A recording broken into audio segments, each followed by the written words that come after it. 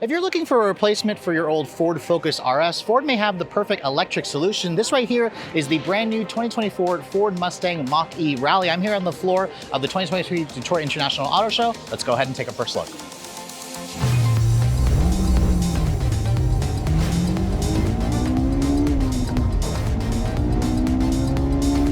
So it's crazy to think that the Ford Mustang Mach E name has been around since 2021, and for 2024, we aren't getting a refresh, but we are getting is an all-new model. And Ford says that they're kind of channeling a little bit of the Ford Focus RS in this Mach E Rally, because what they've done here is they've taken the bones from the GT Performance trim, especially with the dual motor output of the dual electric motors, but they also are giving it more of a rally inspiration because they've lifted this car by nearly an inch, by 0.8 inches. And you can see the front fascia, this model that I'm showing you here, is painted in a new shade called Glacier Gray. It also has these kind of hood stripes here that definitely give it a more aggressive look. You can see the front fascia has been tweaked where the grille, or the look of the grille, has an updated look with this kind of matte gray finish to it. It still has the illuminated pony logo. And then you can see there's actually these two LED fog lights, it looks like, in the actual grille itself. The headlights are still pretty much the same with the full LED design with the LED daytime running lights and turn signals. Down here you can see this reminds me a lot of the GT Performance trim, but you can see here this front skirt has been enhanced. It's a little bit wider. It's also a matte gray finish. And then I mentioned earlier,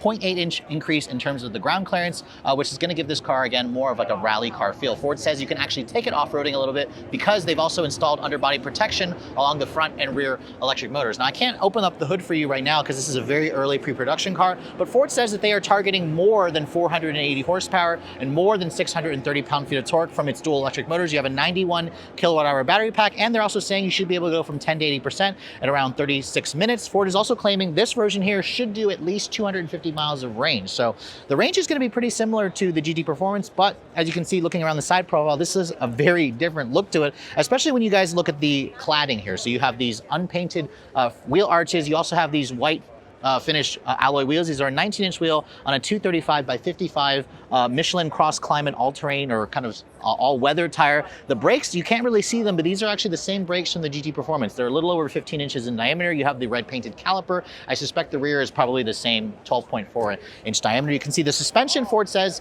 the Magno rear-logical dampers come standard. You also have uniquely tuned shocks for this vehicle in addition to the nearly inch extra of ground clearance. And then looking at the rest of the profile here, you have the black painted side mirrors. You still have kind of the door handles, which aren't really door handles. You have this kind of grab area here. The interior, I unfortunately can't show you guys the interior. Ford was adamant about not opening the door for this vehicle, but it does have basically similar seats to the GT Performance with the Mach E Rally logo. There's some additional white trim. And then the company also says that they've updated the software in the infotainment system, and they've also removed the limits on power. So if you guys remember the Mach E GT Performance, you could only get its maximum power for like up to 5-second bursts. Ford says they finally removed that software tweak, which again was kind of a software and a hardware tweak, because the rear motor on this vehicle is all new. It's producing more power, but again, Ford isn't telling us exactly how much more power this new motor is going to be making. Now, looking at the rear, you can see this wing kind of reminds me of the Ford Focus RS with this kind of pedestal style. It's a much taller wing. I don't know if it adds actual downforce, but it definitely looks a lot cooler. There's still a rear window wiper. The hood stripe kind of continues over to the rear a little bit here, and then the rear of the vehicle itself has the same Mustang-inspired LED taillights. There is a little bit more of an aggressive rear bumper area, but overall, let me tell you what you guys think of the design. I'm not entirely sure who the audience is going to be for this vehicle. Ford obviously doesn't have any competitors, but they did tell me that when they were designing this car and thinking about it, they kind of used the Subaru WRX STI as their inspiration. So kind of think of it as an electric version of that vehicle.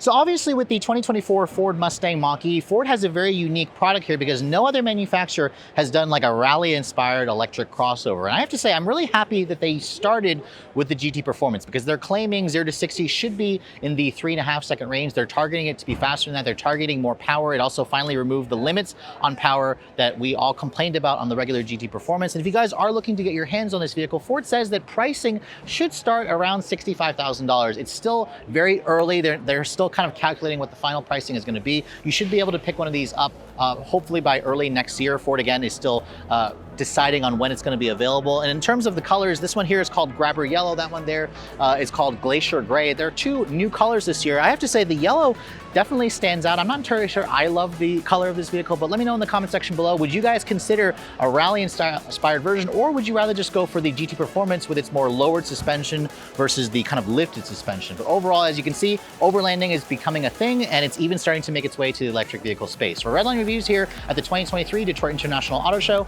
I'm Sofyan Bey.